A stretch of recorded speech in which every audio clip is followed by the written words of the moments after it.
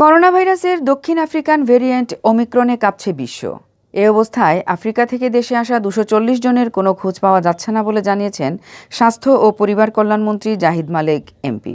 মঙ্গলবার দুপুরে সচিবালয়ে আয়োজিত এক অনুষ্ঠানে মন্ত্রী এই তথ্য জানান। এ সময় মন্ত্রী ওমিক্রন শনাক্ত হওয়া দেশগুলো থেকে বাংলাদেশে এলে 14 দিনের প্রাতিষ্ঠানিক কোয়ারেন্টাইন বাধ্যতামূলক বলেও জানান। ওমিক্রন ডেল্টা ধরনের চেয়েও বেশি ঝুঁকিপূর্ণ মন্তব্য করে স্বাস্থ্যমন্ত্রী বলেন, করোনা ভাইরাসের নতুন এই ধরনটির সংক্রমণ ঠেকাতে সরকার সতর্ক অবস্থানে আছে। গত এক মাসে 240 জন আফ্রিকা থেকে এসেছেন, তাদের খুঁজে পাওয়া যাচ্ছে না, এমনকি তাদের ফোন নম্বরও বন্ধ। আফ্রিকা মহাদেশের দেশগুলো থেকে বাংলাদেশে আসতে নিরুৎসাহিত করা হচ্ছে জানিয়ে জাহিদ মালেক বলেন, যদি কেউ আসে তাহলে অবশ্যই 14 দিনের কঠোর কোয়ারেন্টাইন মানতে হবে। বিদেশ থেকে যারাই আসবে তাদের মনিটরিং করা হবে। এর আগে স্বাস্থ্যমন্ত্রীর সভাপতিত্বে মন্ত্রণালয়ের সম্মেলন কক্ষে আন্তঃমন্ত্রণালয় বৈঠক অনুষ্ঠিত হয়।